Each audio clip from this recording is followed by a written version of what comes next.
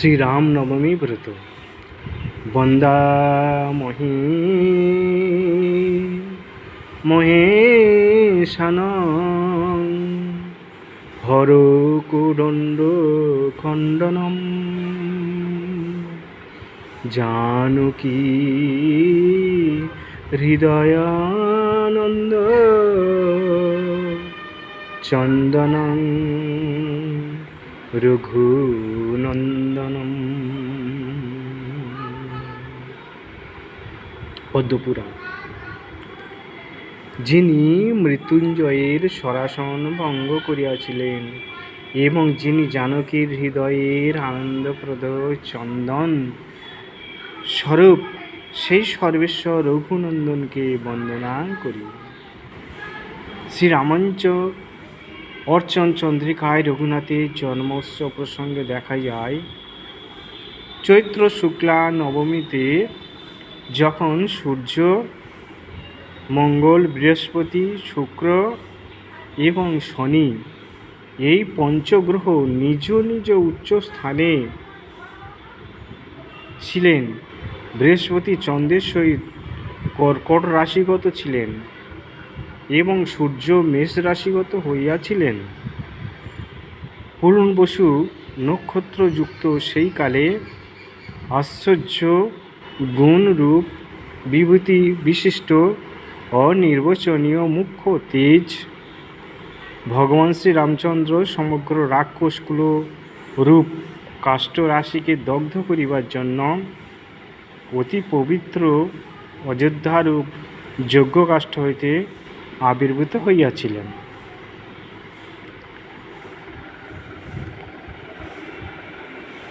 বিষ্ণু ধর্মোত্তরে রাম, লক্ষ্মণ, ভরত এবং শত্রুঘ্নকে যথাক্রমে বাসুদেব, শঙ্কর্ষণ, প্রদ্যুম্ন, অনিরুদ্ধের অবতার বলিয়া নির্দেশ করা হইয়াছে। পুনরায় পদ্মপুরাণে রামকে নারায়ণ, ভরত এবং শত্রুঘ্নকে শঙ্খ ও চক্র আর লক্ষ্মণকে শেষ বলিয়া কীর্তন করিয়াছেন। বৈবস্বত মন্বন্তরীয় চতুর্বিংশ চতুর্যুগের ত্রেতা যুগে নব দুর্বাদল কান্তি ধারণপূর্বক পরব্রহ্ম শ্রীরামচন্দ্র দশরথ হইতে কৌশল্যার গর্ভে আবির্ভূত হইয়াছিলেন। লঘু ভাগবত এটা পাই। শ্রীরামচন্দ্রের জন্মতিথি। কখন জন্মেছিলেন রামচন্দ্র? চৈত্র মাসের শুক্লা নবমীতে শ্রীরামচন্দ্রের জন্ম। মধ্যাহ্নে তিনি আবির্ভূত হইয়াছিলেন বলিয়া শাস্ত্রকারগণ প্রকাশ করেন। আমরা অগস্ত্য সংহিতায় কি দেখতে পাই না, চৈত্র মাসে নবমন্তু জাতুরাম স্বয়ং হইহ শ্রীরাম নবমী প্রক্তা কোটি সূর্য গ্রহাধিকা চৈত্র শুক্লা তু নবমী পুনর্বসুযুতা যদি তেন মধ্যাহ্ন যোগেন মহাপুণ্যোত্তমা স্মিতা। অর্থাৎ চৈত্র মাসের শুক্লা নবমীতে ভগবান হরি রাম রূপে আবির্ভূত হইয়াছিলেন। চৈত্র মাসের শুক্লা নবমী পুনর্বসু নক্ষত্রযুক্ত হইলে তাহাকে রাম নবমী বলা হয়। ইয়া কোটি সূর্য চন্দ্রগ্রহণ অপেক্ষা অধিক ফলদায়িনী। তন্মধ্যে মধ্যাহ্নে যদি উক্ত নক্ষত্রের যোগ হয়, তা হইলে উহা পুণ্যতমা হইয়া থাকে। শ্রীরামনবমী ব্রত পালনের অপালনের ফলাফল। পালন করলে কি ফল হয়, কি বলছেন?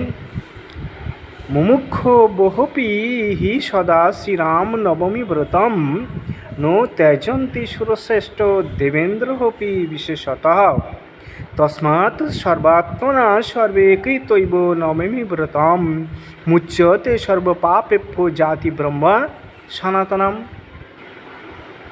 অর্থাৎ যাহারা মুক্তি কামনা করে তাহারাও কি অধিক দেবতাগণ পর্যন্ত, সকলে এমনকি স্বয়ং দেবরাজ ইন্দ্র পর্যন্ত এই রামনবমী ব্রত পরিত্যাগ করেন না। সুতরাং সকলে সর্বান্তকরণে এই রামনবমী ব্রতের অনুষ্ঠান করিয়া সকল পাপ হইতে মুক্তি লাভ করিতে পারেন ও সনাতন ব্রহ্মকে লাভ করিয়া থাকেন। আর অপালন কি, কেউ যদি পালন না করতে পারে তাহলে কি হয়? প্রাপ্তে শ্রীরাম নবমী দিনে মর্ত বিমূঢ়ধি উপাসনং ন কুরুতে কম্ভি পাকেষু পচ্যতে যস্তু রাম নমব্যন্তু ভুঙ্ক্তে মহাদি বুড়ো মূঢ়ধি আর কুম্ভি পাকেষু ঘরেষু পচ্যতে নাত্র সংশয়। অর্থাৎ যে মূঢ় ব্যক্তি মনুষ্য রামনবমীর দিন প্রাপ্ত হইয়া তাহাতে উপবাস করে না, সে কুম্ভী পাক নরকে পৌঁছিয়া মরে। মূঢ়বুদ্ধি লোক মহাবশত যদি রামনবমীতে ভোজন করে তবে সে ঘোর কুম্ভী পাক নরকে পতিত হয়, তাহাতে সংশয় নাই। উক্ত শ্লোক চতুষ্টয়ের দ্বারা প্রমাণিত হয় যে বৈষ্ণব মাত্রই রামনবমী ব্রত পালন করা কর্তব্য, অকারণে কর্তব্য ইয়া প্রদর্শিত হইয়াছে। রামনবমী যে ব্রত, তার মাহাত্ম্যটা কি? কোথায় না অগস্ত্য সংহিতায় কথিত আছে যে রামনবমী ব্রত কোটি চন্দ্র সূর্যের অপেক্ষা অধিক মহাপবিত্র। এই দিনে ভক্তি সহ শ্রী রামচন্দ্রকে উদ্দেশ্য করিয়া যৎ কিঞ্চিৎ কর্ম করিলে তাহা সংসার মুক্তির কারণ হয়। যিনি আলস্য পরিত্যাগ করিয়া শ্রী রামনবমীতে উপবাস করেন তিনি আর মাতৃগর্ভে প্রবেশ করেন না, পরন্তু তিনি শ্রী রামচন্দ্রের প্রিয় ভক্ত রূপে পরিগণিত হন। মানব ভক্তি সহ একটি মাত্র যদি রামনবমী ব্রত উপবাস করিয়া কৃতকার্য সর্বপাপ হইতে বিমুক্ত হন। অতএব সকলে সর্বতভাবে কায় মনোবাক্যে এই শ্রী রামনবমী ব্রত উপবাস করিয়া সমস্ত পাপ মুক্ত হইয়া সনাতন ব্রহ্ম শ্রী রামচন্দ্রকে প্রাপ্ত হন। শ্রী রামচন্দ্রের বনবাসকালে দণ্ডকরণ্যে মণিগণ তাকে দর্শন করিয়া তাহাকে পতিরূপে লাভ করার জন্য এক পত্নী ব্রতধারী ভগবান তাহাদের সেই বাসনা পূরণের জন্য বহুবল্লভা বল্লভ শ্রী কৃষ্ণচন্দ্রের প্রিয়া গোপীরূপে তাহাদিগকে অঙ্গীকার করেন। সুতরাং রামনবমী ব্রতোপবাস দ্বারা ভগবান শ্রীরামচন্দ্রের সন্তোষ বিধান করিলে শ্রীকৃষ্ণ লীলায় প্রবেশ অধিকার পাওয়া যায়। রামনবমী কখন হয়? নবমী চাষ্টমী বিদ্যাত্যাজ্য বিষ্ণু পুরাণই উপসনং নবন্ন বৈ দশম মাবেব পারণম।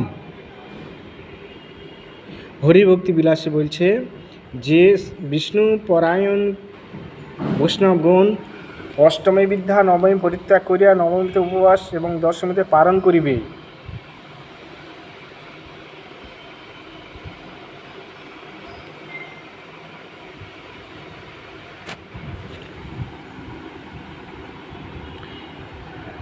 এ স্থলে দশমীতে পালনের প্রতি জোর দৃষ্ট হয়, অর্থাৎ দশমীতে পালনের নিশ্চয়তা হেতু নবমীর উপবাস অষ্টমী বিদ্যা হইলে সেই বিদ্যা দিবসেই বৈষ্ণবগণের উপবাস কর্তব্য, কিন্তু একাদশীর উপবাসে বাধা না ঘটিলে অষ্টমী বিদ্যা নবমীতে কোনো প্রকারে উপবাস হইবে না। তজ্জন্য হরিভক্তি বিলাসে কি বলেছেন? দশমান পারণা আয়স্য নিশ্চয়ান্ন বমিক্ষয়ে বিদ্যাপি নবমী গৃহ্যা বৈষ্ণবের সুপস্য সংশয়ং। অর্থাৎ উক্ত নবমী তিথি যদি ক্ষয় হয় তবে সে নবমী যখন অষ্টমী বিদ্যা হইয়া থাকে তথাপি সেই তিথিকে বৈষ্ণবগণ পর্যন্ত নিঃসংশয় উপবাসযোগ্য বলিয়া গ্রহণ করিবেন, যেহেতু দশমীতে পালন অবশ্য কর্তব্য। চৈত্র মাসের শুক্লপক্ষে অষ্টমীতে সংযত চিত্তে থাকিয়া পরদিবস প্রাতকালে দন্তধামন পূর্বক স্নানবৃদ্ধি স্নান সন্ধ্যা আদি সকল কর্ম শীঘ্র সমাপন করিবেন। তৎপশ্চাৎ মন্দিরে ভগবানের নিকট ব্রতোপবাস পালনের সংকল্প গ্রহণ করবেন।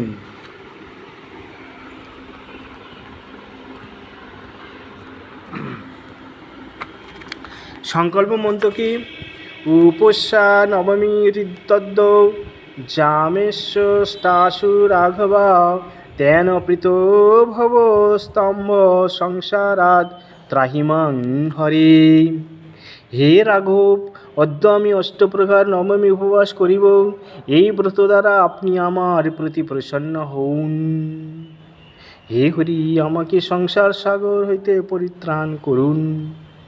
তৎপর সপার্শ্বব ভগবান শ্রীরামচন্দ্রের বিগ্রহ বা চিত্রপট বিচিত্র পত্রপুষ্প দ্বারা সাজাইয়া শ্রীরামনবমী ব্রত মাহাত্ম্য দিব্য প্রেম রামকথা ভক্তিগুণ সহকারে শ্রবণ কীর্তন ও স্মরণ করিতে করিতে মধ্যাহ্নে ভগবানের জন্মলীলা স্মরণ করিবেন।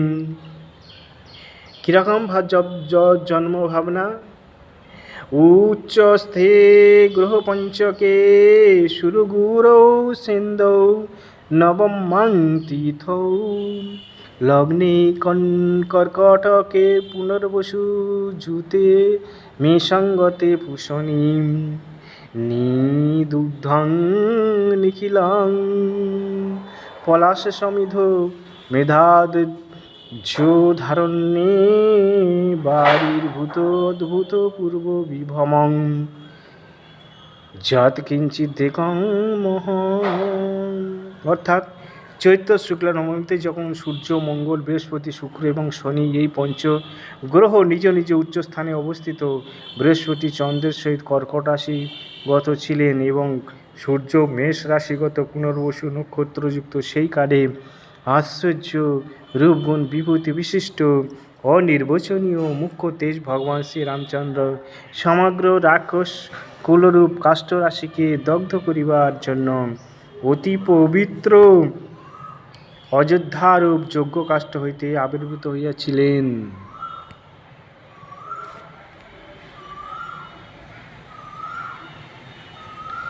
এই রূপে বিভিন্ন স্তব স্তুতি দ্বারা ভগবানের মহিমা সংকীর্তনের মুখে তার বিশেষ পূজাভিষেক পুষ্পাঞ্জলি এবং ভোগ নিবেদন করিবেন।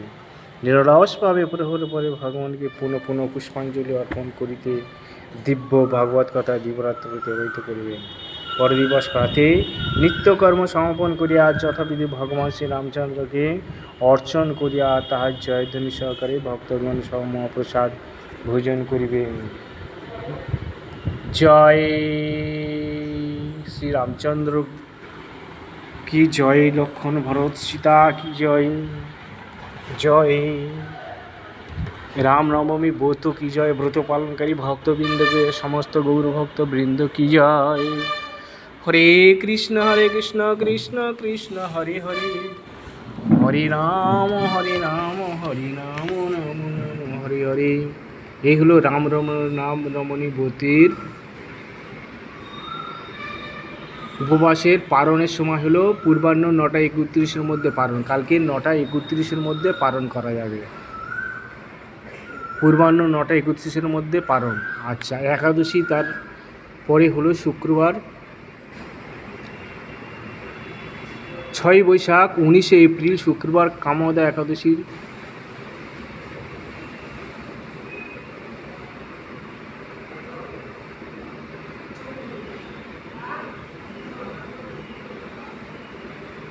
বরুথিনী একাদশীর উপবাস। হরে কৃষ্ণ কৃষ্ণ কৃষ্ণ হরে হরে, হরে রাম রাম রাম হরে হরে।